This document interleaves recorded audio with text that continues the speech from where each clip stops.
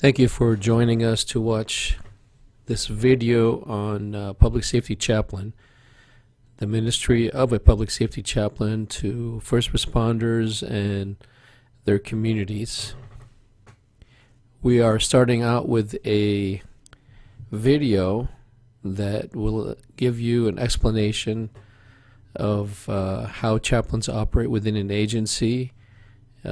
They minister to the agency itself and then also to people in the community through open doors that the agency gives them. And in this video, this one is put out by the International Conference of Police Chaplains, but it really is the same ministry whether you are serving law enforcement or fire or dispatch or EMS. Chaplains operate the same way.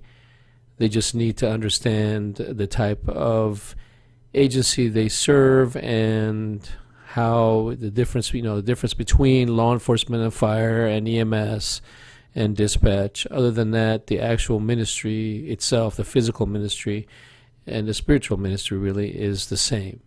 So let's watch this video and then we'll just talk about a few more items and see if you are called to be a public safety chaplain. I love to help hurting people. I'm here to be their support person. We need to provide some help for our people. How are they going to get that lifeline? We're there to bring light in the dark world. They see evil, they hear evil, they know what evil is. God is the answer to man's dilemma. We help be that moral compass to point to them.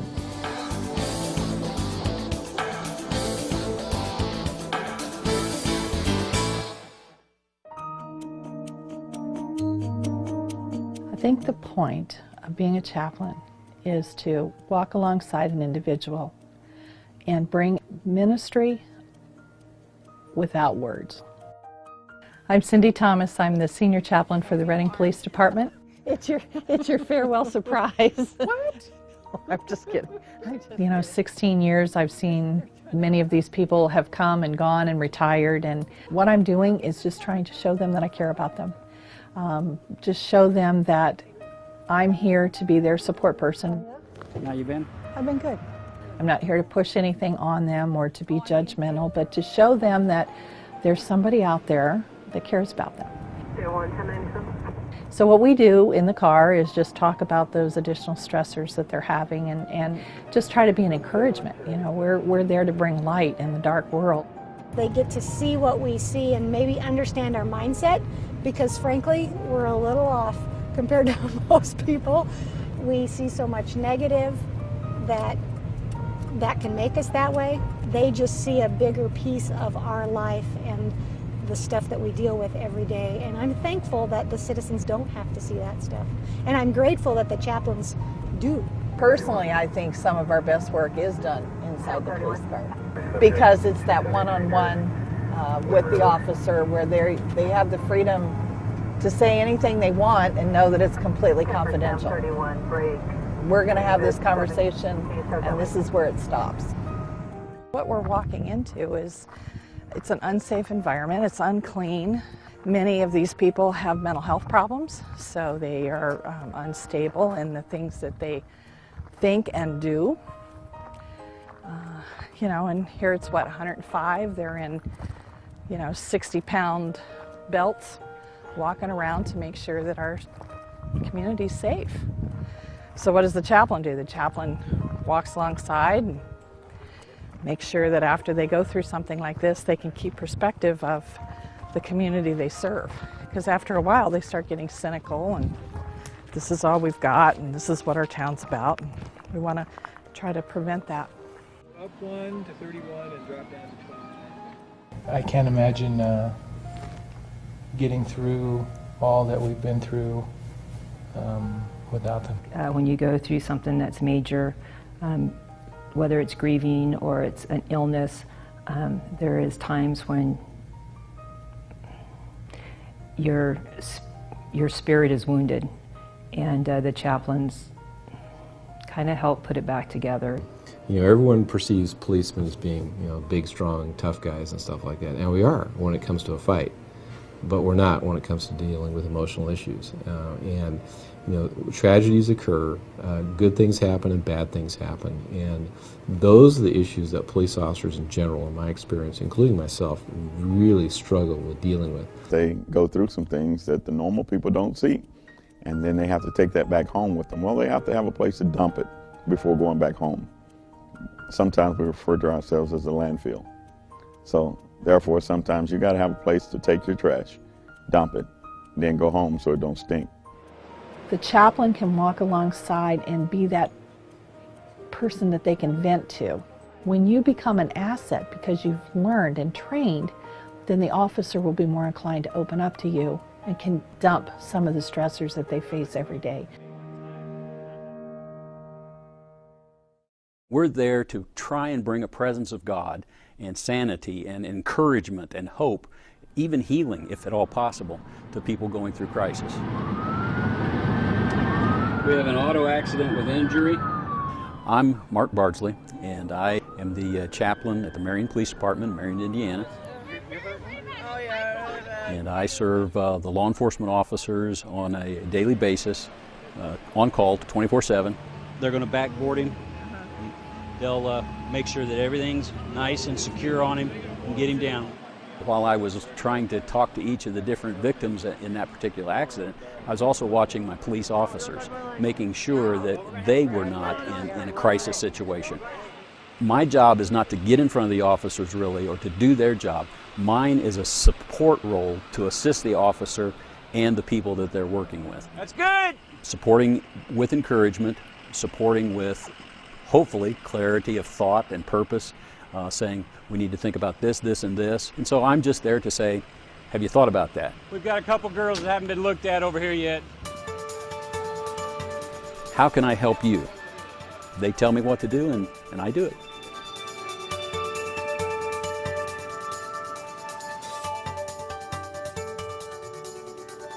Well, he did.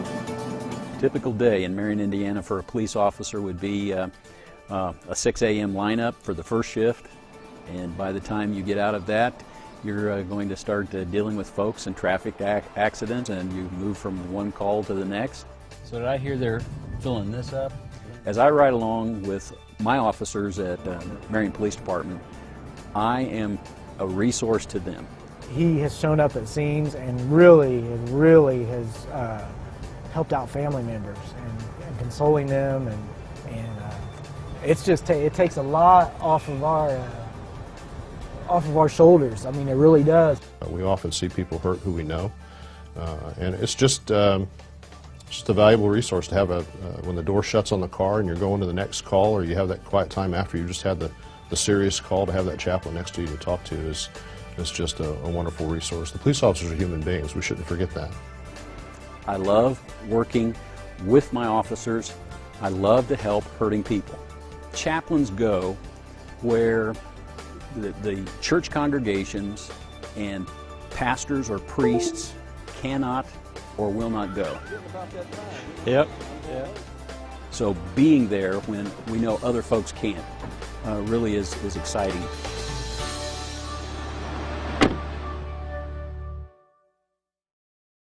If God is the anchor, the lifeline that never changes, how are they going to get that lifeline when they're drowning? And that's where the chaplain comes in.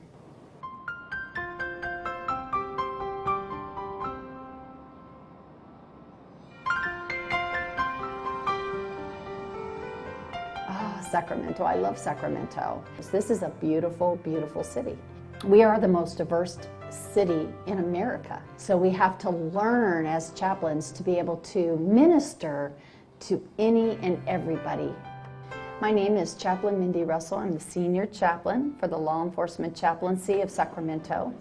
I serve 19 different law enforcement agencies, and I'm the executive director over a group of volunteer chaplains. I still, after serving 20 years, do not take this lightly. It's an eggshell ministry. We need to always recognize as chaplains we're invited in. Because of that, I still check my attitude ego, my whole demeanor when I go into that department.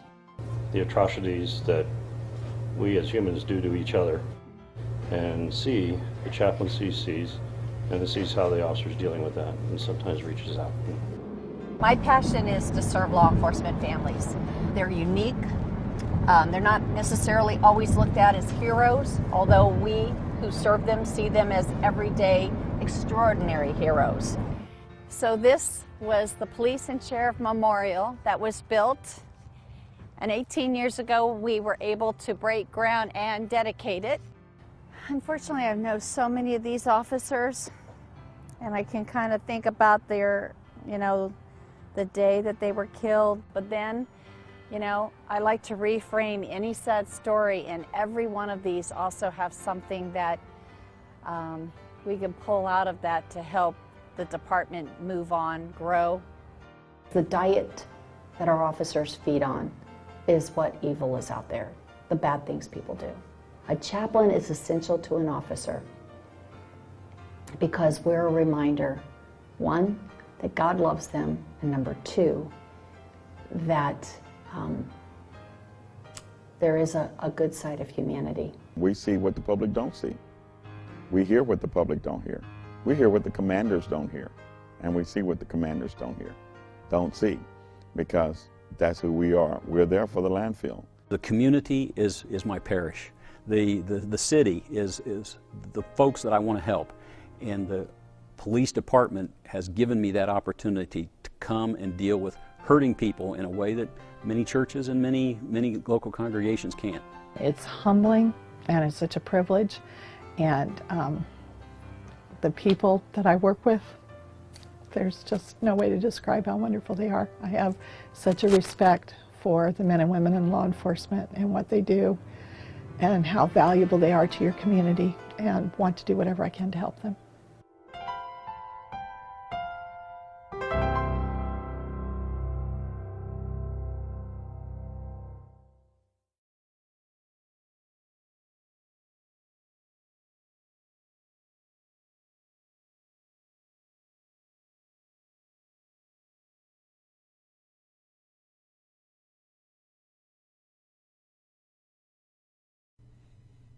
Okay, let's talk a little bit about the chaplain program here and just give you an idea of what the structure is. First of all, the main, or the nonprofit, is called Chaplaincy Solutions, and it's a 501c3 nonprofit that is approved by the IRS to receive donations. And under that nonprofit, you have two DBAs that operate in 4 different counties. So you have the Rogue Valley Chaplains Association, and that operates in Josephine and Jackson County in Southern Oregon. And you have the Douglas Coos Chaplains, and that operates in Douglas and Coos counties. And we're actually looking at a couple more things, a couple other counties. But right now, this is pretty much the setup. And these are sister organizations, so they both are, in a sense, mirror images of each other. They operate under the banner of Chaplaincy Solutions, but they have their own identities and leadership, and really serve their own communities. And so that's really important, that each community has its own chaplains program and are comfortable with folks who are serving as chaplains, because most of the time there are people in the community who are pastors and leaders, and they should really be tied to that community as they serve in that community, in the first responder agencies in that community. So that's the structure. Some of the prerequisites that you need to really consider before you become a chaplain, and we'll go down this list here.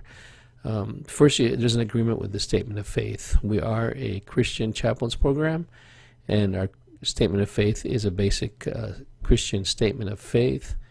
We minister to anyone, whether they believe or don't believe in anything. It doesn't matter what religion they are, what the religion they're not, if they're atheists, whatever the situation is, we will minister to them. But to be a chaplain with the Rogue Valley Chaplains Association or the Douglas Coos Chaplains, you will need to be in agreement with the statement of faith as it stands, and you will receive that once you decide that you want to pursue joining. Another major prerequisite is you have to really have a calling to minister to first responders, their families, and their communities. It's not a regular ministry here to just about anyone, even though we do minister to anyone in the communities.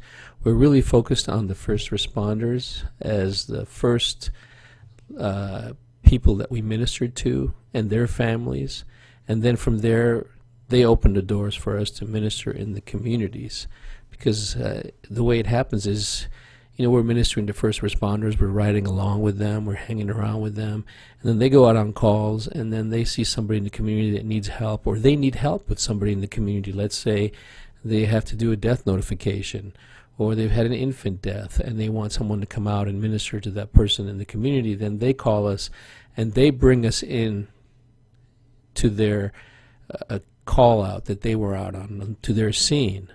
And the only reason we have access to that scene is because they brought us in. And that's really one of the major things with being a chaplain, is you get to go places that the average pastor or leader in a church would not go, because we have been vetted, we have the relationship, and they trust us to come in and open the doors for us to come into situations where it could be a crime scene, and now we're involved in there trying to help the people who are at that scene, who've lost loved ones or whatever the situation is. So, but it is a calling. Not everyone understands how to minister to first responders or has a desire to at times. And we want to make sure that whoever is going to be a chaplain has that calling to minister to first responders, most of all in their families, and then obviously to the greater communities that where they live. You need to either have ordination, licensing, and or an endorsement by the Chaplains Association. So the Rogue Valley Chaplain or Douglas Coos, where Chaplaincy Solutions can endorse you to be a chaplain, but it's important to have that leadership, and ordination licensing is usually what's required by most agencies to be a public safety chaplain. So there are some opportunities there to work within the lines that they draw for us, but we have to be careful on how we do that. But if you're ordained or you're licensed, or you've been in leadership at a church and you're interested in being a chaplain, please talk to us, and we probably would be able to get you in there as long as you can pass some of the requirements here. Another one is, as we're talking about this, is the minimum of 5 years of ministry experience in a leadership role. So we just don't allow anyone to be a chaplain just because they would like to be a chaplain. You have to have 5 years of ministry experience, and it has to be in a leadership role of some sort. Elder, at times deacons would work, things like that, but we need to have that experience, and we need to be able to find out when we check the references regarding that experience. And that's one of the things that we will do, is do a reference check. And that is, you fill out a form online when you're interested in becoming a chaplain, and then we will do a reference check. We'll ask for pastoral references, friend references, different things like that, church references, and we want to see that you have that 5 years of ministry experience in a leadership role, and that it's been successful, and there aren't any issues that we need to discuss. You need to have an ability to pass a rigorous background check, especially if you're going to be with an agency. Most law enforcement agency background checks are in the 20-page category. That might scare you, but it shouldn't. It's very common sense stuff they ask for, but it's a lot of paperwork at times. But once you get it done, you can get in there, and they trust you that you are going to basically be there with them and not cause any issues, because they know what your background is. You need to complete a public safety basic chaplain academy, and we have those regularly. It all depends on how many chaplains we have that are coming in. Fill out applications, pass a reference check, pass a background check, and so we will set those up occasionally. And it's about a 3-day academy. It might get a little bit longer here as we go down the road, but right now it's about 3 days, and the average cost is about $100 for the academy, and that will get you the training that you need to be a chaplain. And then your availability is a key. I just really want to stress that public safety chaplaincy is not a hobby. It is not a secondary ministry that you do when you have nothing else to do. It's extremely important to be available, and if we meet with you and you're saying you want to be a chaplain and you tell us that you're not really that available, then really that eliminates the opportunity of being a chaplain, because a chaplain that's not available is really not a chaplain. And so when you take all this into consideration, consider the fact that you may be working at a church as a pastor or a leader or elder at a church and have other responsibilities, but you need to be available. Would you be able to set things aside at a certain time during the day and go out to a call? Would you have time to go visit with your agency and go on a ride-along? Different things like that. You need to be available. And really the opportunity here needs to be looked at this way, that if you're a chaplain and ministering in the community through the first responders and their families and the communities, this is an extension of your church ministry. So if you're a pastor and you want to be able to get more ministry in your community, this is a great way to do it, because this is an extension of your church ministry, an open door, and that's how it needs to be really explained to any leadership in your church that may have a question as to why you're doing that. What a public safety chaplaincy is, here's some things what it is. It's a ministry of presence. A lot of times it's basically just being there. Several chaplains, in fact on the video we just saw, chaplains will usually tell you, I got there, I really didn't do much, but I was just there, and I had several people say to me, "Oh, I'm so glad you were here, it really made me feel good." A lot of times it's just a presence. We are really bringing in the presence of the Lord, reminding them that there is a God, that God is here. We're not God, but we represent Him. And to the first responders, it's huge. To the family members of people that are struggling, it's huge. And just our presence being there is a big thing that really a huge part of the ministry. And the tendency a lot of times is to want to say things and do things, where really the most important part of that ministry is the presence part of it. It's a ministry of compassion. You want to be a person that is compassionate to people. You will be in situations in the community especially where you have a lot of evil things happening, a lot of negative things happening, a lot of traumatic things happening, and sometimes some of the people that you serve in those situations are people that have done things to cause these issues to themselves. I know of a chaplain that was on a call where a family had taken their 5-year-old child to a house. It was a known drug house, and the 5-year-old got shot by accident, and it was an accident, and killed. And that chaplain had to sit with the mom of that child for several hours, and the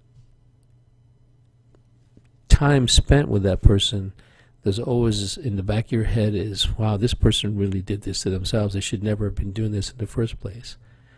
But you have to set that aside, even if it's true.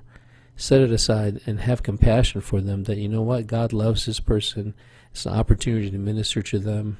Maybe what I say or do or just my presence here will bring a change in their life. And yes, they've lost their child, and no matter how good or bad a person they are, nobody should have to go through this type of a situation, losing their 5-year-old child. And we need to be able to have that compassion for people and not just look at them and say, well, you know what, I don't need to minister to this person, they did this to themselves. So that's really important in public safety chaplaincy. It's a ministry of waiting patiently. Like I said earlier, there's times when you won't be saying anything. You may want to say something. You may want to preach the gospel to them. You may think you know the answer to their problem.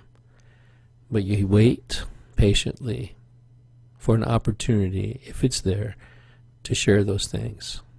And sometimes it's there and sometimes it's not. So as you're waiting, you could be praying. And so it's obviously important to be doing that. But there's a lot of patience in this ministry. It's not the type of thing where you just go in and start saying things and changing things and moving things, and you just have to take it one step at a time. Wait patiently. Wait on the first responders as they cue you as to what you can do. Wait on the family members and what's happening in a particular scene sometimes as they cue you. If sometimes maybe you've been trying to minister a first responder for a while and they want nothing to do with hearing your Christian viewpoint on something, then you wait patiently until the right time when God opens that door for you to be able to minister to them. And that happens quite a bit, but there is a waiting that needs to happen. Chaplaincy is a ministry of consistency. If they don't consistently see you going in there and helping and being available, that's why I said availability is so important. If there is no consistency, then there is no chaplaincy ministry, because they will just see you as another person that wants to get a badge or wants to get a uniform or wants to be able to hang out with the first responders, and that's not what this is about. And so there has to be consistency. And most of all, it's a ministry of confidentiality. So there'll be times that you'll hear things or see things and you can't tell anyone, whether it's on a scene and you've seen or heard things and you know things, and then you go home and people are calling you and asking you, hey, what do you know about that? Or the media calling you and asking you, what do you know about that? Or you're riding with a police officer or a firefighter and they share something with you, and you have to keep it confidential. You can't go sharing it with someone else. You can't even share it with the chief. Only time you can share it if it's the type of thing where they're going to do harm to themselves or someone else, or there's been some kind of abuse going on, and legally we're bound to share things. But other than that, somebody's upset at their manager, their sergeant or whatever, in their first responder agency, and they share with you all their frustrations. We're not open to go and share that with those people that they're talking about or anyone else in the agency. We have to learn to be confidential. So if you want to be a chaplain, you need to learn to have confidentiality. What public safety chaplaincy is not, underlined, not preaching. Okay, if you're a pastor and you're used to preaching, teaching, and telling people what they need to do to change, that's not what this is about. Now, there'll be opportunities when you're asked to tell someone what you believe or how they should act or different things like that. You will have those opportunities at times. You'll have opportunities at times to maybe preach. But chaplaincy is not a ministry of preaching. As we said earlier, it's a ministry of presence, a ministry of waiting, a ministry of listening, but not preaching. It's definitely not a ministry of proselytizing. Does not mean you never proselytize, and does not mean we never see people come to a relationship with Jesus Christ. That happens. But that's not the goal of the ministry. That's not why we're going in there and saying, okay, I'm coming in here to proselytize. I'm coming in here to serve. I'm coming in here to love on these people. And as God opens the door and they start asking me questions, then I can share the gospel with them. But we have to be very wise as to how we do that, not holding back the truth, but when do we share the truth and waiting for God to open those doors. It's not a ministry of church building. Okay, this is not a ministry that you do because you want to bring more people to your church. You will destroy chaplaincy for yourself and for other people in the agencies or in the communities, in the counties that you work in, if you go in with the attitude of you're trying to build your church. Want to be first responder? If you're thinking that you're going to be a firefighter, or you're going to be just like the law enforcement officers, or the EMS or dispatchers or whatever type of agency you're working with, you're not a wannabe first responder. And the first time they notice that you are thinking that you are a wannabe first responder by the way you dress, not that you have a uniform, but just by the way you carry yourself in their uniform, and how you wear it all the time maybe, and how you go to the store in it, and maybe you have lights on your car for emergency, but now you're driving around with the lights flashing when you shouldn't be. You're not a first responder. You are ministering to first responders. In the sense, you are a spiritual paramedic, and so you're coming in to minister to them.